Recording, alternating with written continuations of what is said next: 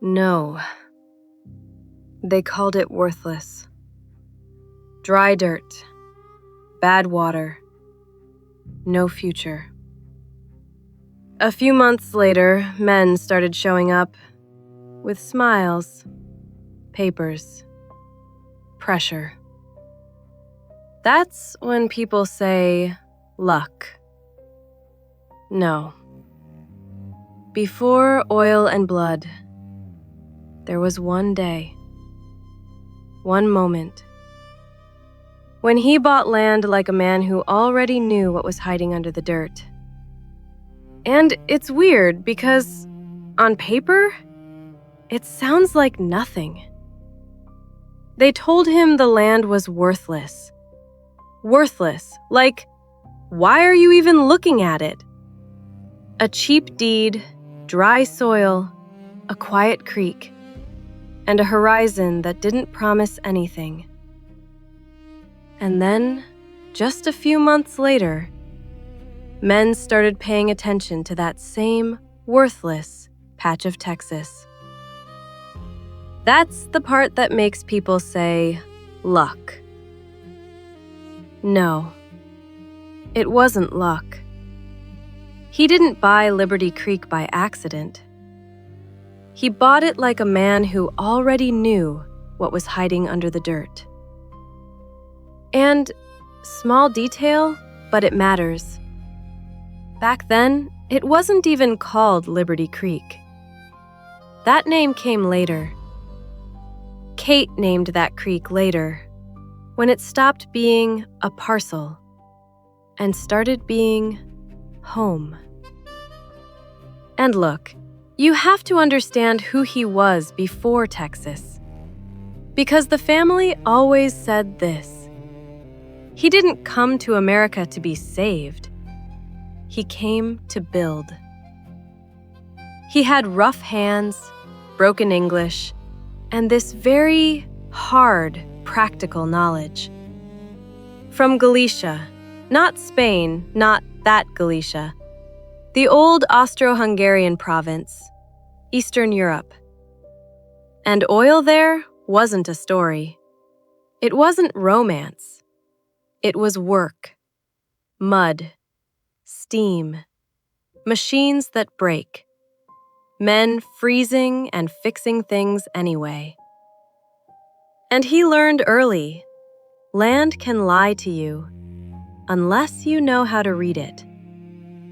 That's the core of this whole thing. Also, language mattered more than people think. He spoke English, but not clean, not smooth. And sometimes German slipped through. Just a word, a sound, an edge in the accent. Enough for people to decide who they thought he was. German. And that could change how a room treated you. And then there's the other thing people don't forget. He looked like he could blend in and still stand out. Blonde hair, blue eyes that caught the light. Fair, normal, clean-cut features. Just quiet. And when he stared at you, it wasn't rude. It was like he was measuring something you couldn't see. So yeah, when he walked into a town and asked about land, folks remembered him. And here's the thing people miss. When you don't fully belong, you notice everything. Who stops talking when you walk in? Who suddenly explains things slower?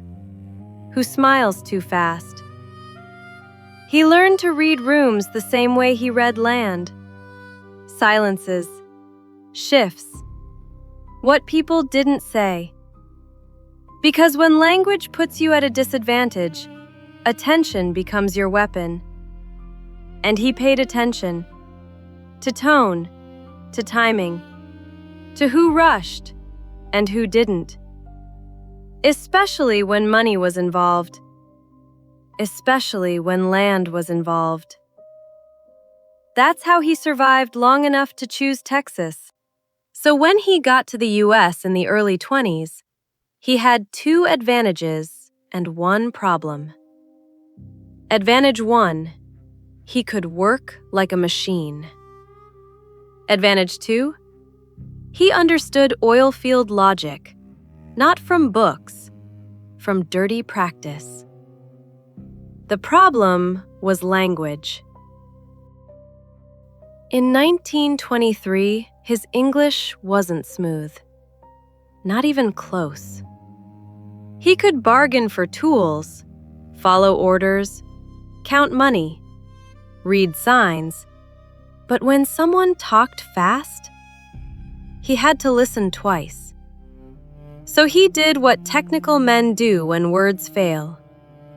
He watched, and he listened, constantly. He listened to how Americans talked about land, what they respected, what they mocked, what they called bad. And he learned something that makes my stomach tighten even now. If you want good land, you pay like you're already rich. If you want a chance, you go where people don't look. Pennsylvania was already crowded with deals and claims. Texas was risk. But risk meant cheap dirt. And cheap dirt meant a door still open for the right kind of man. Texas didn't welcome him with romance. It welcomed him with heat. Wind that dries your lips, sun that makes metal bite. Towns where men look you over first, then decide whether you exist. And he traveled like he worked, quietly. No speeches, no big plans, just questions. He asked about land, not the land people bragged about, the land they rolled their eyes at. Nothing grows there. Too far from town. Bad water. Just scrub and dust. Every time someone said bad, he listened harder. Because in his world, bad land usually meant one of two things. Either it was truly worthless, or it scared the wrong people. And then he heard about it. A creek line, empty ground, cheap. And I need you to picture it right, because it wasn't pretty. It was scrub, mesquite, thin grass, a shallow creek bed that went quiet in dry weeks, then came alive after a hard rain. Caliche and dust, the kind of dirt that clings to your boots like it's angry. Nothing movie beautiful, just honest land. The seller talked too much. That detail always shows up in the story. The man kept listing reasons to walk away. Bad soil, dry seasons, no easy access, no future. It was pressure, that's what it was. Friendly pressure, but still pressure. Like, sign and leave. And Jerry? He didn't hurry. He asked to walk it. Now here's where people make it mystical, like he felt oil. No, he wasn't mystical. He was technical. He walked slow. He watched the shape of the land, the way the creek cut the dirt, the lines that didn't match the rest of the terrain. And here's the part the old oil men understood, before fancy machines. You hunted for surface hints.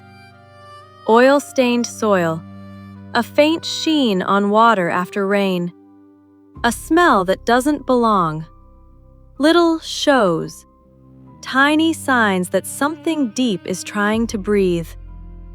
Sometimes just bubbles in a quiet pool that keep coming, even when the wind dies.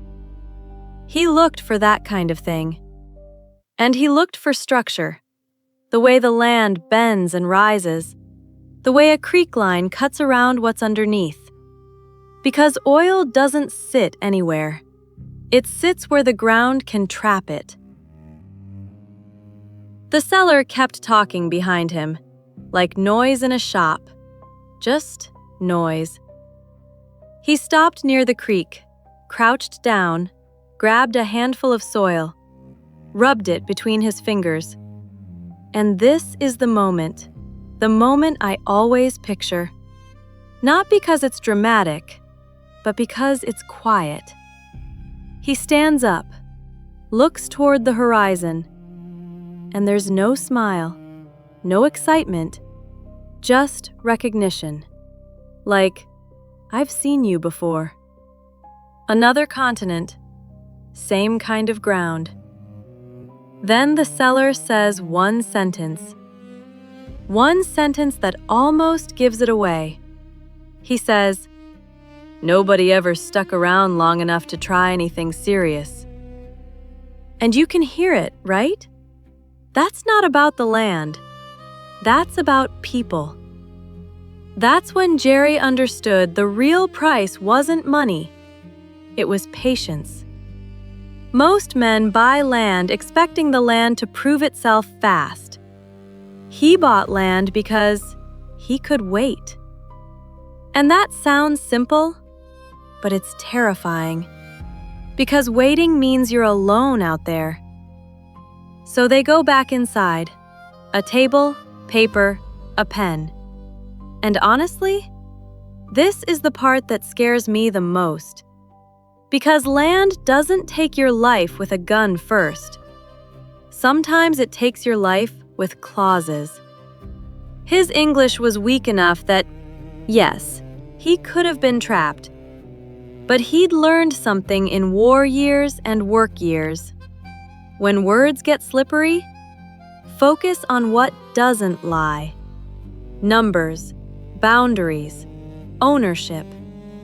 He didn't need poetry. He needed the deed clean. The seller tried small tricks: friendly talk, quick pace, casual confidence. And Jerry slowed everything down. He pointed, asked again, waited. Not rude, not angry, just immovable. He paid with what he had, not rich money, dust money. Money earned job by job, day by day, without anyone cheering. Money you don't throw away unless you've already done the math in your head. When it was done, he held that paper like it weighed more than it looked. And for a moment, the room got quiet. The seller tries one last line, half joke, half warning. "You'll be rid of trouble once you flip it to someone smarter." And Jerry, he doesn't laugh. He doesn't argue. He just says it. No sell. 2 words. And I'm telling you, in Texas, 2 words like that can start a war. People later told it like Liberty Creek was a lucky strike. Like he just happened to pick the right place. But luck is what you call it when you don't understand the work behind a decision. He didn't buy that land because he believed in miracles. He bought it because he believed in reading dirt and outlasting men. And that's the key. The land itself wasn't the fight. The fight started the moment other people realized he wasn't guessing. Because once you own something that shouldn't be valuable, and it starts to look valuable, you stop being a poor immigrant with bad English. You become a target. And that's where oil and blood begins. Not with a pumpjack, not with a gun. With men showing up, with smiles, papers, and pressure. And him already having said the only thing he was ever going to say. No sell.